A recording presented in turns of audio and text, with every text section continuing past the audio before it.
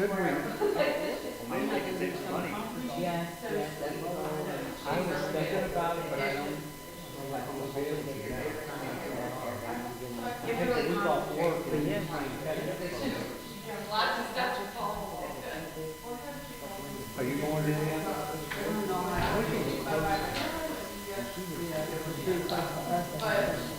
know, I understand. Still, that's, they get here in private. The one that, where was that? Actually, I'll do one of my inflex reviews. I passed both and going to, I think it's my team I had one. So, it's a good little job. I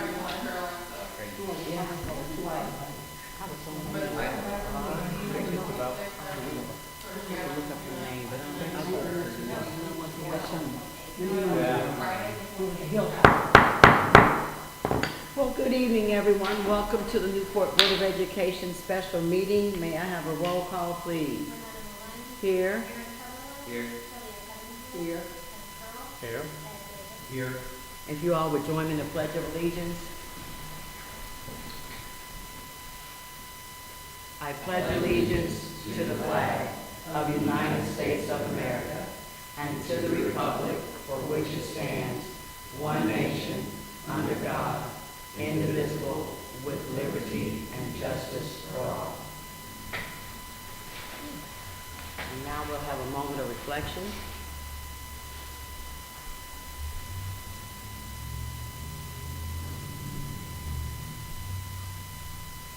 All right, and then Mr. Davis, is your computer up and working? Well, will you read the mission statement, I will please? read our mission statement. The Newport Independent School District will partner with families and the community to nurture, educate, and instill core values in all students to ensure they reach their fullest potential. Thank you. Thank you, thank you. Did anyone sign up comments from the audience? Okay, next we will move on to our minutes. And Ms. Payne, I apologize. I don't think I spoke to you when I came in. Oh, no, you're on a mission. Okay, but good evening. Okay. All right, we have the minutes of May 22nd, 2024 for a regular meeting, and then the June 5th meeting, which was a special meeting. Everyone have an opportunity to read the minutes? If not, we can take a few moments now. Yeah, give me a second. Okay.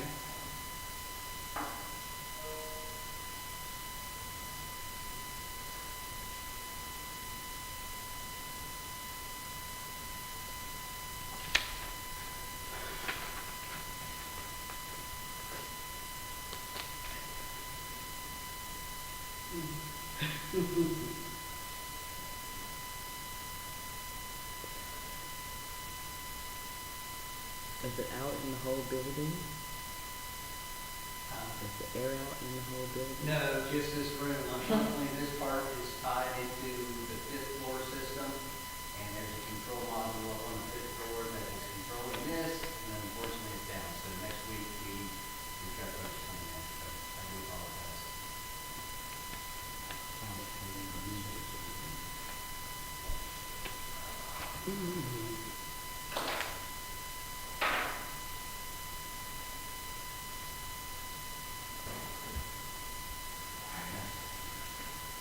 I just wanted, I didn't get a chance to read the second 7 minutes. Okay.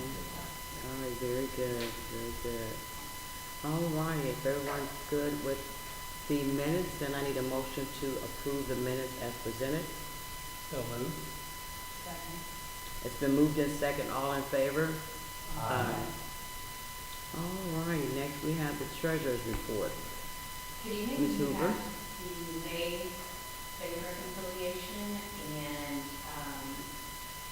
May financial report for your approval. Anyone have any questions? I didn't have any. What do the AP check boys represent? It was just one void that we had to, it was the ice truck that did not show up as the void check. They were just come the last week's bill.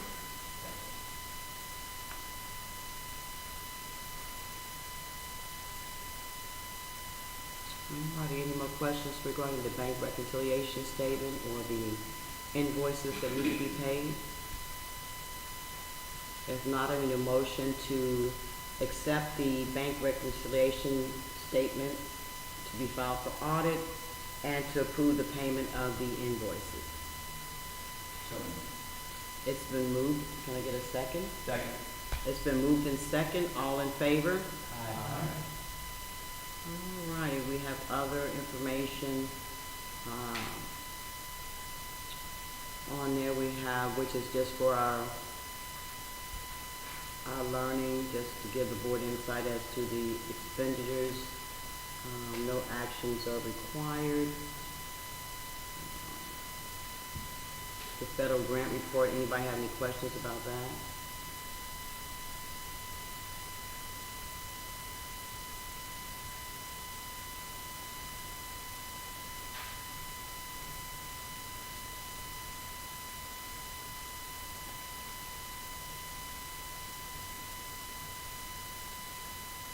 So this represents, it says through May 2024, is that, Which document you referring to, the federal grant? federal grants, yeah. Through May 2024, is this for the, like, what's the period? So it's May 2024, where does it start? It start, The fiscal year, or July 1. so July 1 from July 1 last year through May 2024. Correct, yes.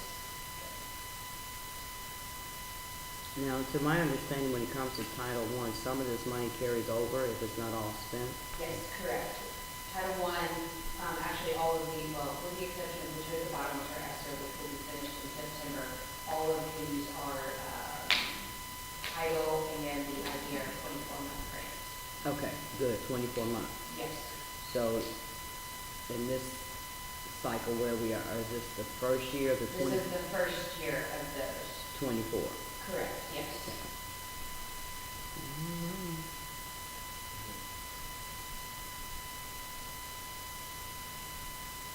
Thanks for running those reports for us. Mhm.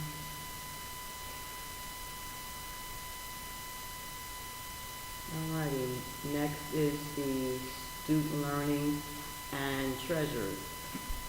Student learning support services. Good morning. Good evening, Madam Chair, board members.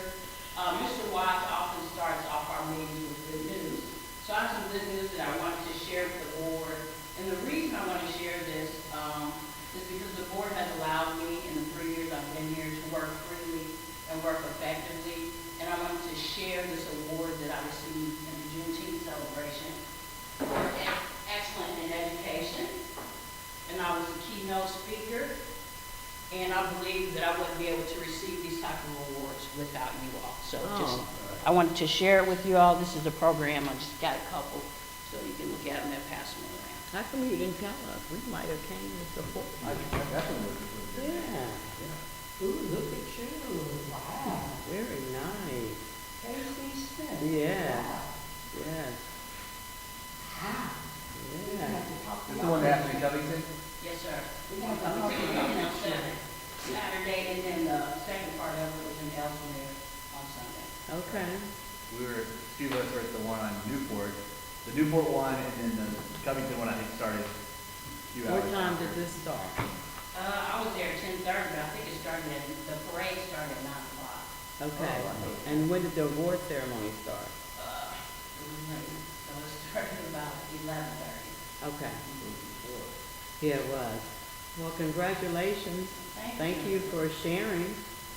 And thank you to the board. Again, I appreciate all that you allow me to do here in this board. Thank you. For the curriculum report, we mentioned in there the first day of our retreat, which we played a large role in, talking about systems and developing our systems here in Newport. Our superintendent talks a lot about leaving a legacy, and we know that there's some good work going on, and as we move forward, we want to be able to duplicate that work. So we're beginning to work on putting systems on paper. One, so that we can have them for reference with the staff that are here, but also that we can share them with the public.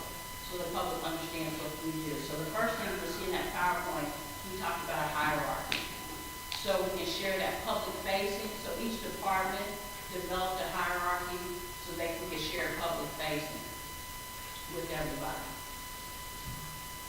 So that was part of the systems work we did the first day of the retreat. So I gave you the PowerPoint that I used to present to the building administrators and to the district administrators on the system work. And then we're working on it, and we hope to have a final product that we share digitally that has all of our systems in it. Each building is developing a system as well as district level is developing like a digital manual. Okay. So that we know who's doing what, we know people take services, we make sure that we're working as a team, hand in hand. The only way we can do that is that I know what Mr. Mays is doing, he knows what I'm doing. So we have to have a system so that everybody knows how things operate. So that was our first day of the retreat work, so that's why I reported on that, and I included the PowerPoint. Very good. Have any questions?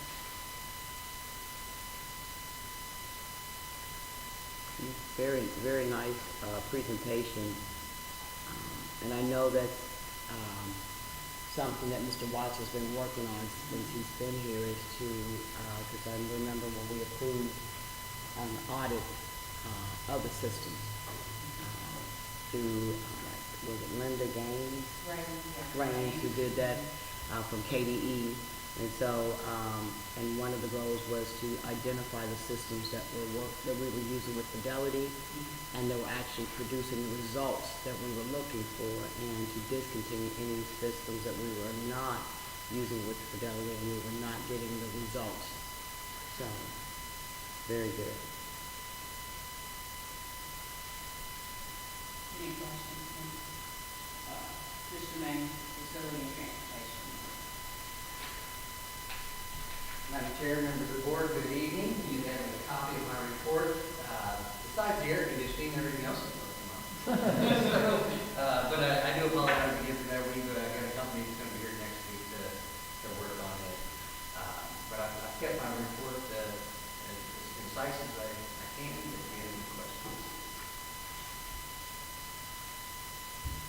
I don't think I have it, you have this down here for the,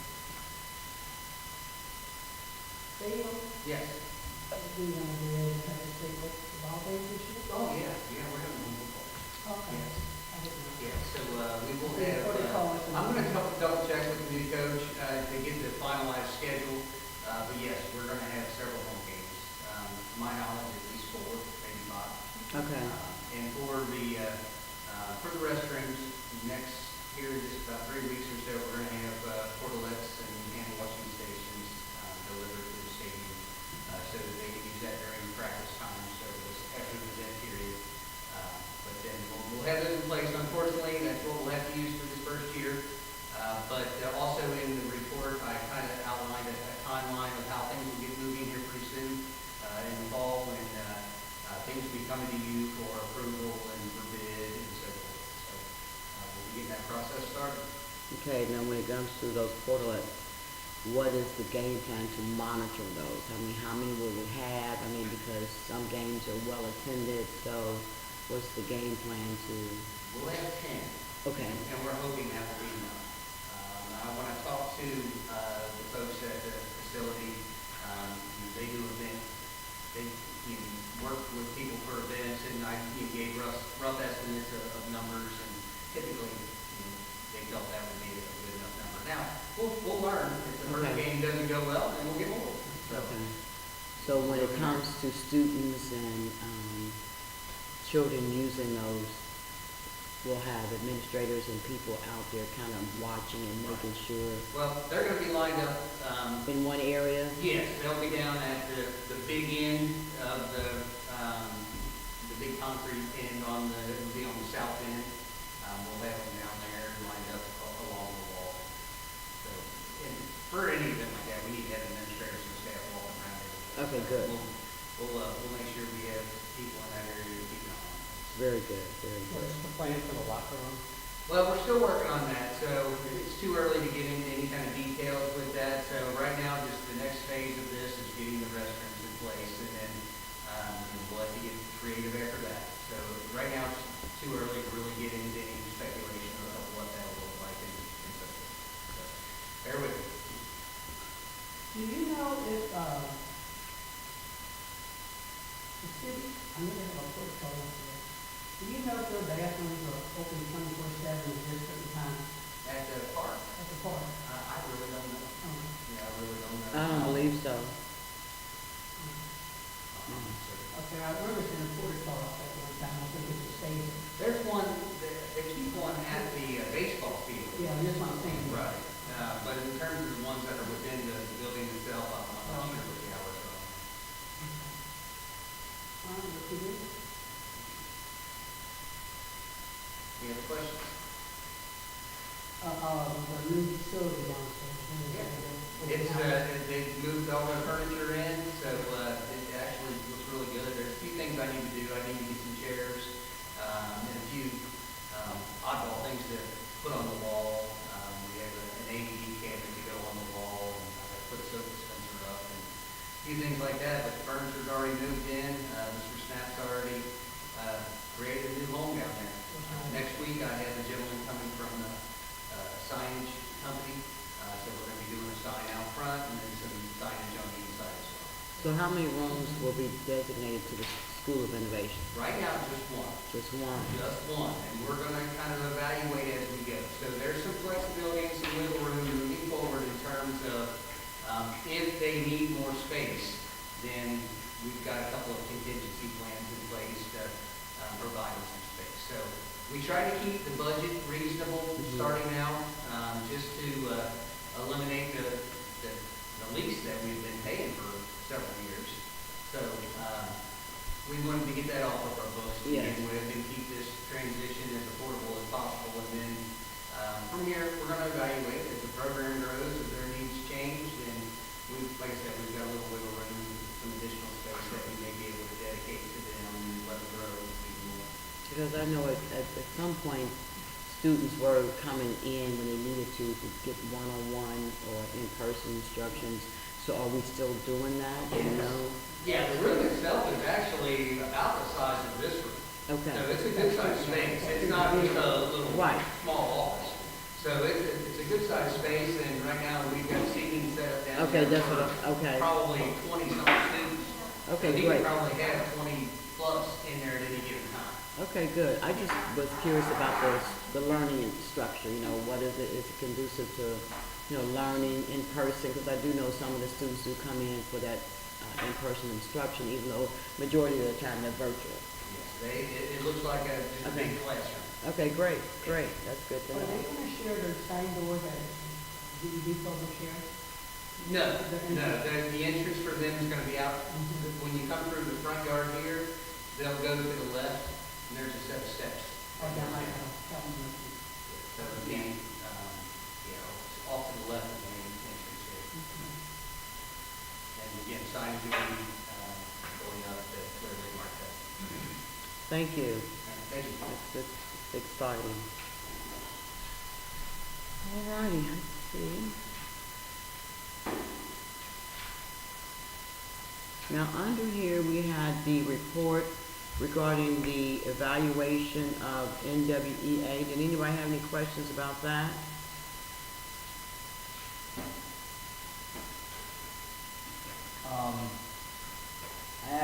I had a conversation with Tony before he took out off on his cruise, and I asked him, he mentioned that they wanted to terminate his contract with NWEA. I asked him to do a breakdown of what we've paid them versus what we've been billed, et cetera. My memory is a little bit rusty on that. I knew it was front-loaded quite a bit with the majority of the expense up front. But it looks like to date we've paid them $394,528 of about $1 million that we would have paid them over the course of this 3-year contract. Correct. My understanding is that this, as we discussed during the last meeting, this company sold to a third party, and during that time, our schools were unable to receive services from this company. So, we've not been, or Mr. Watts indicated that the curriculum department and, the, staff have not been happy with the performance of NWEA. Yeah, we kind of talked about that when they were here, because I asked them how their absence impacted, the services. And they kind of alluded to that, they did not measure that, but indicated that it was a possibility. So that's, something that was quite concerning, and I think what also came out is that the company sold, and we were not alerted that they were sold until much later. Is that correct? That's correct. We didn't know until they stopped showing up in September. Okay. And then we inquired about it when we found out it had been sold to another company, and the young lady we were working with it no longer worked for NWA, so we didn't have any representation from October to about April, into March or April. If we cancel this contract, we have any further financial obligation. No. No, they usually require 30 days written notice, so at this point, we would just ask for an invoice for any services performed for the end of the year, we pay that, and then we do that. And based on the timeline, it shouldn't be very much, because there were several months that, due to the transition, that they did not have anybody assigned to Newport School. That would be my, Correct. yeah, that would be my assumption. All righty, very good. Thank you. Do we have anything in place for, to replace these guys, or what's the plan moving forward? Well, our curriculum department's going to service them as far as leadership development, which is what we wanted them to do. And then if there's some services that are needed for individual personalized learning, then we can outsource that as needed, rather than have somebody on contract, and then if we don't need them, we don't need them. And then we're still paying them because they're showing up, whether they're providing any useful, effective services or not. When you say curriculum department, who are you referencing specifically? Myself, So it'll just be you? yes, sir. And let the record show, she's already been doing that. Yes. Right. So, you know, yeah. And I think what needs to be clarified is that when NWEA was brought to us, we did not know Ms. Payne's capacity and all that she, her 10-year experience as a principal, all that was flushed out as she, after a year, she had been with the district, and she was reporting to the board. So one of the things that I know she has been doing, and, you know, just talking to the principals about their relationship and how things were going, she had been working with them one-on-one for some time. So, but we had already hired NWEA to do that. So they were more of a support to her. But, you know, unfortunately, it did not provide the additional services. I think when they started off, that first year, it was even challenging because we were coming out of COVID, and we were trying to get things in place. So it's been a challenge for us, but please keep us posted on how things are going with the development of the leadership in your report. Also, if there's any outsourcing, I'm thinking you mean professional development. Yes. That's available to administrators. Yes. Okay. Another thing that Mr. Watts mentioned during our phone call reminded me that these funds these invoices were paid totally from ESSER funds. Yes. So the ESSER funds were restricted, and they've changed the restrictions Yes. multiple times on how ESSER funds can be used. ESSER funds are the funds that we received from the federal government due to COVID. And so there were restrictions on those funds on how they could be used, and this was one of the things we could use those funds for. And ultimately, these are funds that were not from local taxpayers. They were Yes. from the federal government. Right. Just for clarification, some of one of the initial invoices was paid out of title funds. Yes. So another federal grant, but just for clarification. So we had, since our 24-month grant, we had one that was coming to the end that still had some money that needed one of our first invoices, so. Jennifer, do we lose the money if we don't use it? The ESSER money? Yes. Yes, but we will not lose it. Yeah. Don't worry, Darla and I just had a meeting earlier about some things to finish up. So ESSER does end in September, so that we have a plan in place to finalize everything so that we can utilize every penny of the maximum value. Right, and I know some of the money was, we used to keep extra staff Yes. on hand to help with the academic achievement of our students. So will we be able to continue some of those programs and extra staff with, I know the board approved some of those positions to be paid out of general fund. So we have, yes, so some of them have been rolled into general funds, some of them have been, and we've been able to find other federal funds that we could move them into. So most positions have been, are still here, maybe only a few were not. Okay, very good, very good, very good. We don't know how much we still owe them, but you're waiting to hear that. I will just have to wait and hear. It is, honestly, it's been a nightmare with invoicing with them. They invoice us for things they haven't done, and then we have to go back to them, and hence the voided check that we had talked about last month. We're like, we're not paying this until services have been rendered, and then we don't hear anything for a while. And so, I don't think we will owe them much. It would be just paid an invoice in April, but I'm not sure what all they did in May. And I'm not sure how far behind their billing is. So they would not be rendering any further services until at least August, correct? Yes, that would be my assumption, is that correct? So- So if Darla Trust, like they decided that they did need to outsource some things, it would not be in. So the latest we could void this contract would be July, but you're bringing it to us in June just to make sure that We just have to give them 30 days written notice, so we can send that notice tomorrow and say, please send us an invoice for services rendered to this date, and then it would just be a, case-by-case basis in the future. We wouldn't have with a specific contract anymore. We know if there was any discounting of that time they did nothing for us.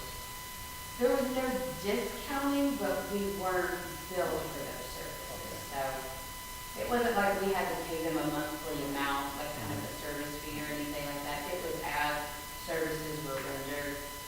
Just sometimes they like to throw in some things that hadn't been rendered yet, and so we had to sort through those. what infuriates me about this entire situation is that the way that this whole process is supposed to play out is they were supposed to front load this thing, they're supposed to give all this training and all this support, and then we have it's like hiring a personal trainer for your physical fitness, and then your personal trainer doesn't show up from October till April. Like you can't, there's no way you can continue to grow if you don't have the service. So they haven't held up their end of the bargain here. And to me, I don't want to pay anything. I think that they ripped us off at this point. Rachel and I fought with them at the end of the first year because the original contract, if you remember, had this specific thing should have happened in year one. Well, at the end of year one, her and I met, okay, you haven't done X, Y, Z, so then a bunch of things got moved to year two. So this isn't just a recent problem since their merger and buyout. This has been an issue from year one. Yeah, because if you recall, at the beginning of the school year last year, we adjusted the services and reduced it into specific needs, and then they still did not meet those specific needs, so here we are. So yeah, if you have problems, please get with Brandon. I mean, right now, I think that if people aren't performing, we just say, I'm not paying. I mean, just because you have a contract doesn't mean you just pay with not performing. Not, especially if you breach your duty. Yeah, if you breach, you say it's a breach, that means it's 30 days, you breached it. Yes.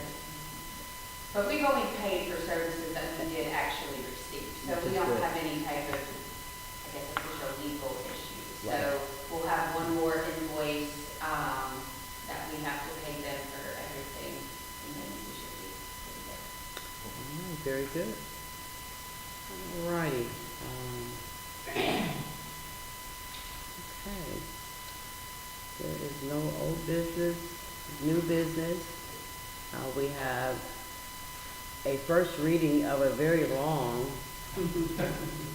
KSBA policy and procedure update. We.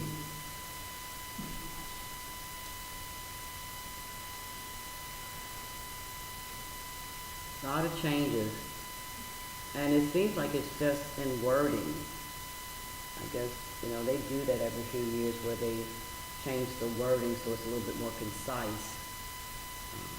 They did change about when you go to apply, to run. Yeah, they changed Now that. you can do an affidavit Yeah, or something and- other than a Well, transcript. And that was the interpretation from the statute, but it was a lot of discussion as to, when you talk about interpretation of the law, it depends on which law brain you're listening to. Well, yeah. And- The clerk won't let someone file unless they provide a transcript, period. Right. So the gatekeeper is saying you can't file. But they were not specific either on whether it was a college transcript or a high school transcript. That was the debate last year, because it did say transcript, which would be proof of graduation from high school. Well, your college transcript is proof because you can't get into college without proof that you graduated from high school. So again, interpretation. So I'm glad they kind of cleared that up and then offered another alternative, because some people, records have been destroyed, so it kind of puts some people in a position where if, records were destroyed, archived, and they can't find the fish mail from those days. So we're glad that that's been cleared up to make it. Well, there was statute, generally, they accept everything and it's up to a voter to challenge it. Right. Here you gave this clerk all the power in the world to say, I don't recognize that school or. Right, and it was really very challenging because they weren't clear on their law or their instructions, is what the feedback I was getting when people were going to file for running for school board. So it was a very challenging time. And then they also changed the training requirements based on when you got on the board. Yeah. Hallelujah. Grandfather. I've been grandfathered in. And your grandfather. Yes, because the mandatory training for superintendent evaluation, finance, and ethics were removed from board members that were grandfathered in before December 31st, 2014. And there's a reason for that. It's because you've taken every single one of those trainings probably 3 times. Right. You're just watching the same PowerPoint that they made 10 years ago. Well, we go down there and steer up Aaron. But on that transcript, wasn't there years ago we remember that basically had to, if you were drafted to go into the service, you basically were told you're a high school graduate because the country came calling and sent you overseas. Yeah. So that came up, somebody was saying, are they a high school graduate? And it was that they had, what was it, World War II or something. Yeah. If you were called in active duty, you just got it as not. You missed your, because we actually presented a gentleman through a video. He was to get his high school diploma because he was drafted and missed his graduation, so he never got his high school diploma. And we actually did it virtually. Who was that? Yeah, I remember that. Yes. Yeah. Well, the state does one for her office. Yeah. Well, that point, you're 95 years old, so. You're just happy to still be alive. You can be president. You can be president. They probably fought in a duel anyway, so. Yeah, that's right, they probably Get down the board, couldn't, fight right, school. right, they probably couldn't have answered that question. Always making a comeback. Walk the street. Yeah. Okay, Next time we get expulsion, you guys are gonna find me over the duel and prohibit them from running into people. okay, let's see.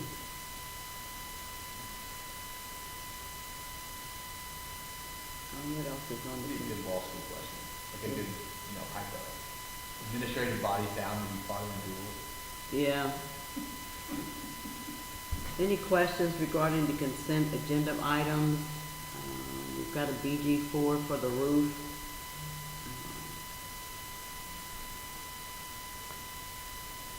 And a request for fundraising for Newport Primary School.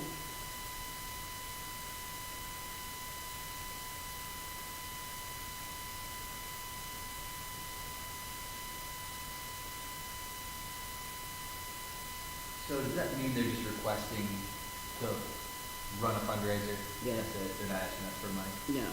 we So just- Red Book requires these school-wide fundraisers to be approved By the board, So yeah. it's just a formality. Mhm. What is this indirect cost rates? So for some of our grants and for food service, we can take indirect costs off of salary and fringe. Basically, the district gets this percentage of money for processing payroll for this grant. So we don't take it on all. It's kind of hit or miss. It just kind of depends on what the grant is, and if there is any funds that we can take it on. We certainly are taking it on ESSER, to get that extra, boost of money, and we take it on, food service, because food service is its own fund. And then we take it on a few other programs.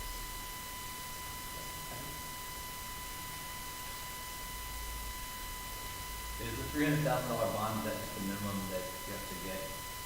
Yes, Katie Easton sets that amount based on the district size and the district financial statement. So KDE says this is the minimum that I have to have. Gotcha, so if you embezzle money, we could only get $300,000 back? Yeah, apparently. Okay. I don't think you would do that, by the way. No, I don't do it. I don't like it. You don't seem like a person who would, you don't sound like a person who would like to go to prison. It's just amazing how many people actually, how all that they go through to get the money, and they end up getting caught at the end.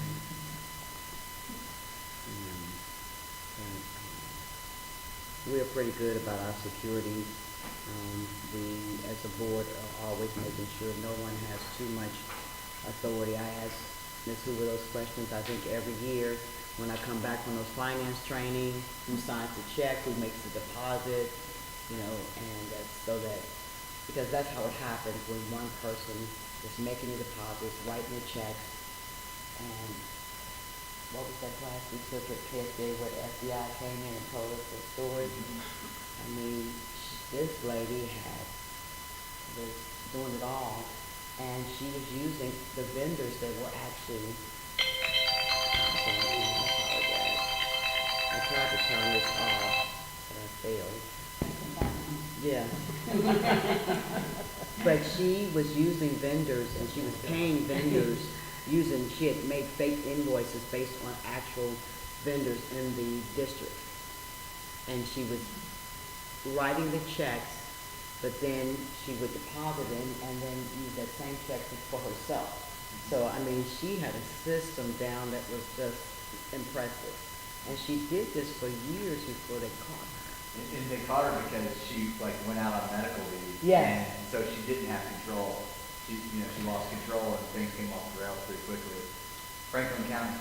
Yeah. A lot of people like that never take vacation because Yeah. they don't want that. But rest assured, I take all my vacation. More than welcome to come in anytime and sift through whatever you want. And And the question that kept coming up is because school districts are required to get, financial audits every year, but they don't look for that. They don't look behind that, which is good because you always, who is this company? What were they selling? Because the auditor, if they see a valid invoice, they don't dig in. It is truly up to the board to make sure that the proper controls are in place to avoid fraud. And so that's the reason we look at the financial report, we meet with Ms. Hoover, and we check our own setup here, who's the payroll clerk, who issues the check, and that's important as board members that you ask those kind of questions. And as a board, I believe our practice has been when leadership changes roles, we have what we call a forensic audit done. So when Tony came, I believe we did one before he became superintendent, and we also did it with Mr. Middleton. So when leadership changes hands, having that forensic audit, and they're not very expensive, but that's what they look for. They look for the fraud, they look at your controls, they look at your operations, and so they do a deep dive. And so it's just something to think about for you all as board members, as you continue your journey to always be willing to invest in a forensic audit every 5 to 10 years, every 5 years or something like that, just to make sure that things are being done the way they should be. Well, another, if you remember a few years ago, there was an instance, somebody you were sending money to where the administrator lived. Mm-hmm. Because they were so it took what we dug into and found out what it was reimbursement on IRB over payments. So it was awkward. Remember, because when we first saw it, it didn't look good. You're like, who is this? They don't provide education services. And it took a while. We figured it out. But, a certain naysayer was claiming that an administrator was getting free rent or something. Yes. You remember that? Yes, I remember it now. Yes. But that's, as a board member, when you dig into the reports and you read the reports, you read the invoice and finances, you know those things are not true because you saw the invoice. You approved it. So that's why it's important to read the reports that she gives you, because when that came out, I was like, no, we saw the documentation, and what that payment was for. And so we were able, as a board member, when I was approached about it, I was like, I called Brent, I was like, no, I said, and matter of fact, we saw that paperwork, and it was a donation. Yeah, it was something. Right, and we had an They were ready to administrator, call, like, FBI. we had an administrator that actually lived in the apartment complex. So they assumed that check, or they maybe acted that check went to pay their rent. But it was actually a part of the IRB agreement that we did. So, yeah. All righty, if there's no more questions, I need a motion to approve consent agenda items. One number, 1 through 9. All righty, it's been moved in second. All in favor? Aye. All righty, any board comments or concerns? I know one of the things we want to put on the board's radar, Aaron and I talked, is the stadium opening. We'd like to know when the first home game is. I do know the district is planning a back-to-school event. I know that's something the leadership has been talking about. And so the conversation I've had with Tony is, do we want to include some type of grand opening announcement of the stadium at the same time, or either do we want to do something separate? So that's the conversation. So you also are thinking about that. We're going to name the press box. And we passed a resolution to name the press box after Paul Baker, because he lived in that press box, and he was such a dedicated man to Newport schools and their family for generations. Wouldn't you agree? I mean, we would have board meetings sometimes that would last thank God, but anyway, till 10:30, 11 o'clock at night. Yes, those days are gone, so don't be scared. We've had a few that have been. Yeah, but they're rare. Yeah, Yeah, but it was kind of regular for us, right, Brandon? And so, and Paul Baker, we'd leave. And he'd come out of nowhere. He'd come out of the building, we're like, but he would be here sometimes at 10:30, 11 o'clock at night. You're like, where did he come from? Yeah. Him and Diane, they'd be writing those grants and, you know, he was a very committed, He's the one that got me to coach some basketball. is that right? Yeah. I mean, I'm just sure that so many people have Paul Baker stories. I know I do, so. So, you know, I got some stories. I'll get with Mr. Watts. yeah, we might want to form a committee, you know, some people from the community, to make sure that this is a, well celebrated event, you know. Okay, great. Okay. We should make it a big to-do, I think. I do too, that's why I We think. spend a lot of money to get the stadium where it needs to be. Yes. So I think that we really need to make sure the community knows about it. Yes. And make it, you know, honor some people that have been, you know, Paul Baker, et cetera. Yep. There's others. I agree. We need, I was asked about this over the weekend, about the stadium. We need to make this big deal and include Yeah. as much of the community as we possibly can. Right, I've even talked to Pat Crowley about being Yeah. part of, because he's part of, That's all. that's his marketing, that's his Story. thing, so. Is there ever area over there where we can name part of that Paul Baker Way, over by the steps or coming down something, over by the van or I'm not something? sure. It might get complicated, but yeah. I mean, eventually, Yeah. places that, I think we can talk to the rest of the board. Okay, well, I think it's a great idea, and we'd like, Kim, if we could get an update on that. I know Tony and I have been kind of talking about it, and Aaron and I've had some discussions, but I think to have a committee with stakeholders on it would probably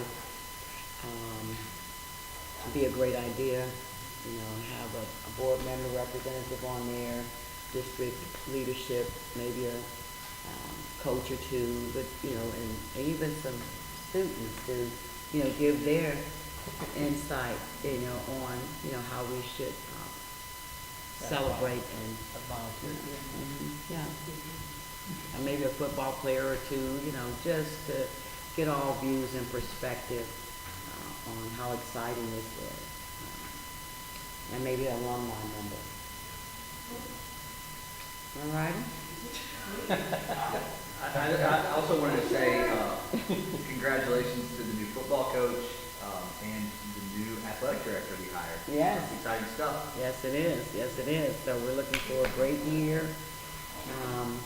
All right. If there's nothing else, Abigail, do you have anything you want to say? You said it was so quiet. How do you all feel about maybe doing graduation on the field next year? Because I feel like this year, I've been to a couple graduations, I feel like this year that it was really loud in the gymnasium, and I feel like the voices echo in the gym, but it being outside, the voices are distributed and whatnot. And with there being porta potties at the stadium next year, I feel like that would eliminate a lot of the movement. Like at this graduation, people were up and down, like hanging out in the bathroom, and it was a lot of movement. It was hard to hear. So, So I did it when I graduated, stadium. on the football Yeah. field. Yeah. Highland Heights did it outside too. Yeah, I was outside. I know we're not that big of a school, but we're having a new stadium, so we could. It was loud in there, and It you was. could hear, you know. I noticed all of you all even looking up at whatever was going on behind me. It was a lot of noise. Disrespectful. Yeah. We could not hear the keynote speaker. At all. Well, thank you for that recommendation. All righty. Keep Yeah. reminding us. All righty. If there's nothing else, I need a motion to adjourn. So moved. It's been moved in second, all in favor? All righty, it is 6:50, yes. Actually, 6:49. Mine's at 6:50, so.